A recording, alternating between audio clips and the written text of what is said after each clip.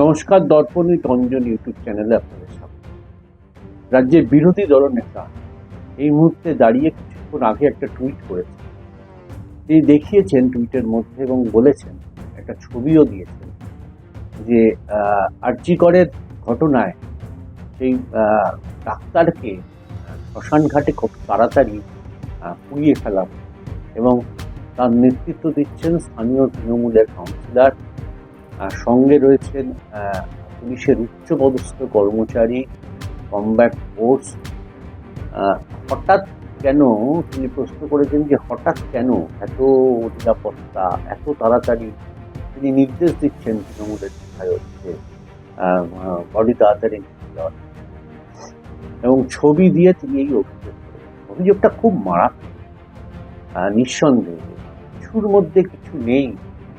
যাকে আত্মহত্যা বলে চালিয়ে দেওয়ার চেষ্টা হয়েছিল, হঠাৎ সেই ডাক্তারের বডি নিয়ে গিয়ে শ্মশানে এত তাড়াতাড়ি কেন সৎকার করা। এবং তিনি দাবি করেছেন বিরোধী দলনেতা যে তদন্তের আওতায় মৃণাল ঘোষ সহ যারা ছিলেন তাদেরকে নিয়ে আসা হবে। তদন্তের আওতায় আসবে কি আসবে না সে তো যারা তদন্ত করছেন করবেন, কিন্তু রাজ্যের বিরোধী দলনেতা দায়িত্ব নিয়ে যখন এটা এক্স হ্যান্ডেলে পোস্ট করেছেন, তখন নিঃসন্দেহে বলা যায় যে সব দিক খবর নিয়েই তিনি পোস্ট করেছেন। অর্থাৎ অভিযোগটা কিন্তু সত্যি খুব গুরুত্বপূর্ণ। এবং তদন্তকারী যারা করছেন, যারা তদন্ত করছেন, তদন্তকারী এজেন্সির বিষয়টা অবশ্যই দেখা উচিত। সত্যিই তো ছবিতে যেভাবে তৎপরতার সঙ্গে, যেভাবে পুলিশের বিপুল ফোর্স দিয়ে, যেভাবে মানে যেন একটা খুব দ্রুততার সঙ্গে বিষয়টা করতে হবে, এরকম একটা চিত্র উঠে এসছে। কিসের জন্য, কেন? একেই এই তদন্ত নিয়ে অনেক প্রশ্ন উঠছে। এত তাড়াতাড়ি কেন উদ্যোগ নিল স্থানীয় বিধায়ক? প্রশ্ন উঠছে পুলিশের ভূমিকা নিয়ে, প্রশ্ন উঠছে আরজি কর কর্তৃপক্ষের ভূমিকা নিয়ে। সরাসরি সুপ্রিম কোর্ট কার্যত ভৎসনা করছে রাজ্য সরকার এবং পুলিশকে, এবং হাজার প্রশ্ন করছেন তারা, যার কোনো উত্তর রাজ্য সরকারের তরফ থেকে একজন আইনজীবী দাঁড়িয়েছেন প্রফেসর দলের নেতৃত্বে, তারা উঠতে পারছেন। কিন্তু মানে নাজেহাল অবস্থা। সুপ্রিম কোর্টে যারা এই দুদিন শুনানি শুনেছেন তারা বুঝতে পারছেন যে কিভাবে সুপ্রিম কোর্টের বিচারপতিরা একটার পর একটা প্রশ্ন করছেন।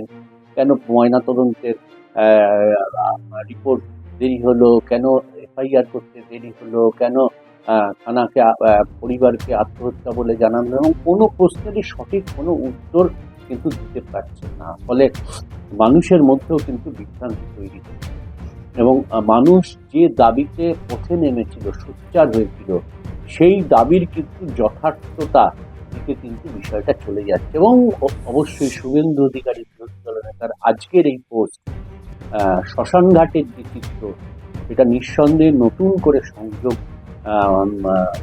সংযুক্ত হলো এই ধরনের অভিযোগের ক্ষেত্রে। এবং এটা বলা যায় যে নতুন করে কিন্তু আবার একটা জনরোষের সম্ভাবনা সৃষ্টি হলো।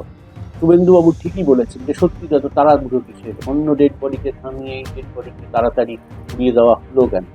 এবং যে প্রশ্নগুলো ঘুরছে যে প্রশাসন কেন এত অ্যাক্টিভ হয়ে উঠেছিল যে ডেড বডি মৃতদেহ সংস্কারের জন্য, তার মধ্যে তাহলে কি ডাল মে কুছ কালা হয়? এই প্রশ্নটা যখন উঠছে, সেই মুহূর্তে দাঁড়িয়ে কিন্তু শুভেন্দু অধিকারী রাজ্যের বিরোধী দলনেতার এই পোস্ট নতুন করে কিন্তু আবার একটা বিতর্ক সৃষ্টি হলো। সত্যি তো সুপ্রিম কোর্টে যেভাবে প্রশ্নের উত্তর দিতে পারছেন না রাজ্যের আইনজীবীরা, রাজ্যের হয়ে যারা দাঁড়িয়েছেন আইনজীবীরা, তারা দিতে পারছেন না, সেখানে দাঁড়িয়ে শুভেন্দুবাবুর এই ধরনের পোস্ট মানুষের মধ্যে সত্যি বিষয়টা নিয়ে উদ্বেগ বাড়ছে। মানুষ মনে করছে যে এর পেছনে বড় ষড়যন্ত্র আছে। ঠিক কোনোভাবে মহিলাকে মার্ডার করে উচ্চপদস্থ প্রশাসনিক ব্যক্তিরা এর সঙ্গে যুক্ত, নাহলে এত দ্রুত কেন ডেড বডি সংস্কার হবে? কেন এত পুলিশ, কমব্যাট ফোর্স, ডিসির নেতৃত্বে কেন শ্মশান ঘাটে এত ভিড় হবে? কেন অন্য বডিকে থামিয়ে এই বডিকে আগে সৎকার করার জন্য নির্দেশ দিচ্ছেন স্থানীয় বিধায়ক? এই সব কিছু একটা ভোলাটাইল পরিস্থিতির মধ্যে কিন্তু চলে গেল। নিশ্চয়ই তদন্তকারী সংস্থা বিষয়টি নিয়ে গুরুত্ব দেবেন এবং অবশ্যই বিরোধী দলনেতা তিনি তার পদ থেকে যখন এই ধরনের পোস্ট করেছেন, নিশ্চয়ই বিষয়টা নিয়ে তারা ভাববেন। কিন্তু যেভাবে সুপ্রিম কোর্ট রাজ্যের দিকে তীর ছুটছেন, প্রশাসনের দিকে তীর ছুটছেন, পুলিশের দিকে তীর ছুটছেন, নতুন করে কিন্তু এই ছবি, এই অভিযোগ বিরোধী দলনেতার নতুন করে যেটা সামনে এলো, তাতে কিন্তু বোঝা যাচ্ছে যে গাল মে কুছ কালা হয়। ফলে আরো একটা ধাপতে গিয়ে আরেকটার মধ্যে জড়িয়ে যাচ্ছে সরকার, রাজ্য সরকার, এবং একটা ধাপতে গিয়ে অন্য দিকটা বেরিয়ে আসছে। ফলে একটা মানে রহস্য গন্ধ থেকে যাচ্ছে যে ব্যাপার। একটা মহিলাকে মারা, একটা ডাক্তার মহিলাকে মারা, নাইট ডিউটিতে মারা, 36-38 ঘন্টা ডিউটি, তারপরে দাঁড়িয়ে সেটাকে আত্মহত্যা বলা, তারপর অন্য প্রসেস করতে এত দেরি, ময়নাতদন্তের আগে থানায় করা, এই সমস্ত কিছু নিয়ে একটা কিন্তু বেশ জটিলতা সৃষ্টি হয়েছে। ফলে তীর কিন্তু কোনোভাবেই রাজ্য সরকারের দিক থেকে ফেরানো যাচ্ছে না।